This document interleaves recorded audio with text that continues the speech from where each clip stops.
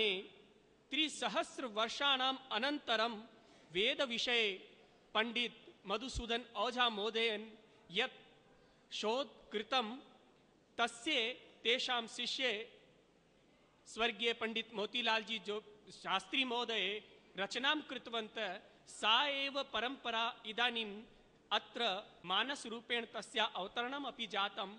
इदानीम् एते महोदयाः ये प्रधान संपादकाः सन्ति राजस्थान पत्रिकायाः ते अस्माकं मार्गदर्शनं करणार्थम् आगच्छन्ति। श्रीमन्तः गुलाब जी कोठारी महोदयाः।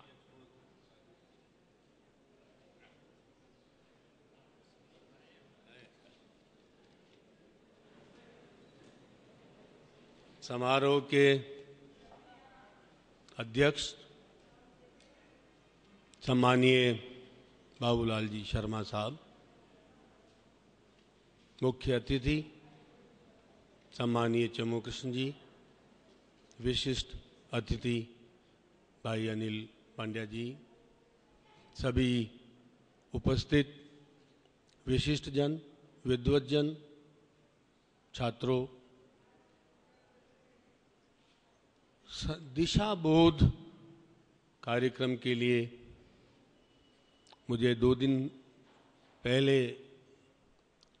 एक छोटी सी रूपरेखा बताई थी कि संस्कृत छात्रों को विषय को किस तरह से देखना चाहिए, इसमें अपने भविष्य निर्माण के लिए किस तरह आगे बढ़ना चाहिए। और आज जो वातावरण है उसमें किस किस तरह की विसंगतियां हैं जो उनको सामने आ रही हैं, कैसे उनका आकलन हो, कैसे वो अपने चिंतन को परिष्कृत कर सके। मेरे सामने 2 भाषाएं हैं, आपके सामने भी वो दोनों भाषाएं जरूर होंगी। एक भाषा है संस्कृत, दूसरी भाषा है अंग्रेजी। और हमारा जीवन इन दोनों भाषाओं के बीच एक द्वंद्वमय स्थिति से गुजर रहा है। ये अनुभव मैं समझता हूं आप सब लोग भी करते होंगे। अध्ययन करते हैं संस्कृत में और घर जाकर हम सपने देखते हैं अंग्रेजी में। सबसे पहले हमें अपने मन को संकल्पित करना पड़ेगा कि मेरे जीवन की दिशा मुझे संस्कृत से तय करनी है या अंग्रेजी से तय करनी है। अगर ये हम तय नहीं कर पाएंगे तो निश्चित मानिए हम अपना पेट तो भर सकते हैं संस्कृत से, जैसा कि अभी चमू कृष्ण जी ने कहा, नौकरी कर सकते हैं। नौकरी करने का अर्थ है संस्कृत मेरी सेवा कर रही है, मैं संस्कृत की सेवा नहीं कर पाऊंगा। संस्कृत तो मेरी सेवा करेगी, पेट भरेगी मेरा 100 साल तक, मैं संस्कृत को वापस कुछ नहीं दे पाऊंगा।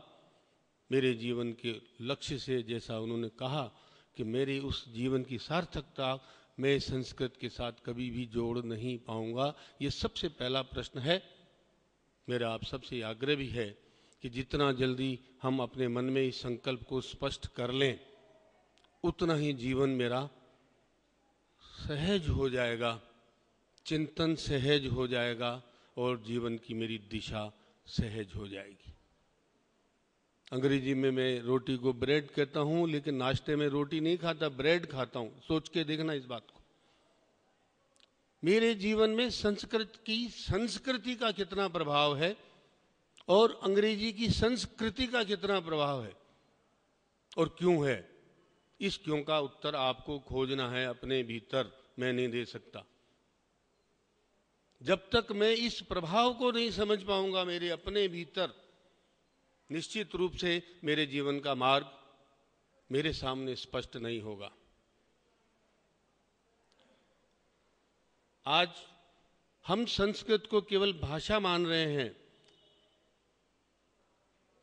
भाषा ज्ञान का संग्रह भी है, ज्ञान की अभिव्यक्ति का मार्ग भी है, लेकिन भाषा अपने आप में विषय भी होता है, ये आपको संस्कृत में ही समझ में आएगा।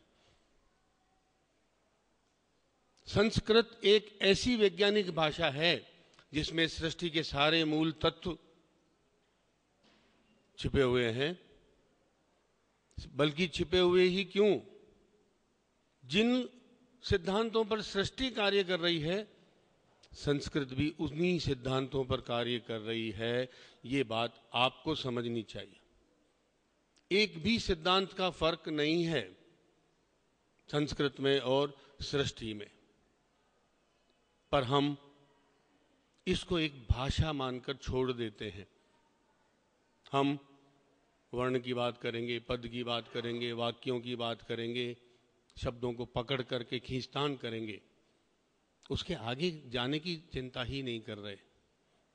क्या शब्द के साथ अर्थ नहीं होता? पर हम अर्थ को कैसे देख रहे हैं? शब्द सरस्वती है तो अर्थ लक्ष्मी है, ये हमें समझना पड़ेगा। गच्छति का अर्थ जाना नहीं होगा, वहां शाब्दिक अर्थ से मतलब नहीं है संस्कृत का। संस्कृत के हर शब्द में उसका मतलब छुपा हुआ है और उसमें कई मतलब हैं। हम हर शब्द को बहुअर्थक मानते हैं, अनेक अर्थ वाले शब्द मानते हैं। कि हर शब्द को क्यों मानते हैं? क्योंकि उसके धरातल बहुत सारे हैं। जीवन के सभी धरातलों की अभिव्यक्ति संस्कृत में होती है। आपने भी, अभी गीता की चर्चा हो रही थी, कृष्ण ने अपने आप को 7 विभक्तियों के अंदर अभिव्यक्त किया है। किसी ने इस बात को गौर से पढ़ा क्या? हमारी सृष्टि में 7 लोक हैं और हमारे यहाँ 7 विभक्तियां हैं। क्या कहीं कहीं समतुलना हो सकती है इस बात की? क्या ये बात समझ में आती है कि संस्कृत पूरी वर्णमाला एक अक्षर पर टिकी है, उसी से पूरी वर्णमाला बनती है? क्या ये मालूम है कि पूरी हमारी जो सृष्टि है, सूर्य से लेकर चंद्रमा, पृथ्वी और जितने प्राणी और ये पेड़ पौधे, पहाड़ जितने भी हैं, सब पूरी सृष्टि, विश्व जिसको हम कह रहे हैं, ये भी एक अक्षर पे ही टिका है। हमको अगर संस्कृत को समझना है, संस्कृत को अगर जीवन का कोई माध्यम बनाना है उत्थान का, तो संस्कृत को केवल अभिव्यक्ति की भाषा से बाहर निकलकर समझना पड़ेगा।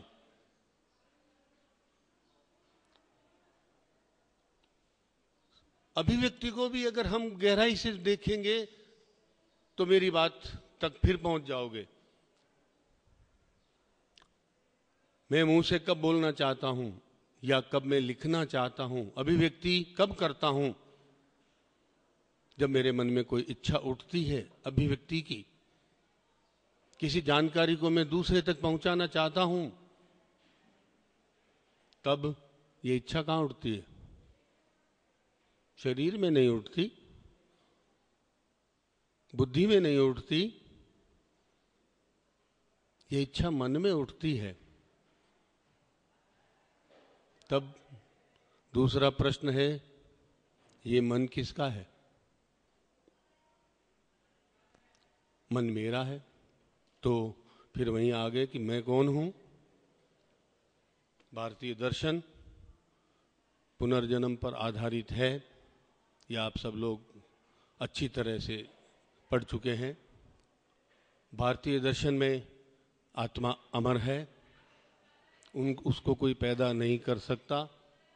एक शरीर छोड़कर दूसरे शरीर में प्रवेश करता है और शरीर स्वयं में जड़ है, चेतन नहीं है। शरीर को माता पिता उत्पन्न करते हैं, जो जीव उसमें आके रहता है उसको उत्पन्न नहीं किया जा सकता, क्यों? वो अमर है।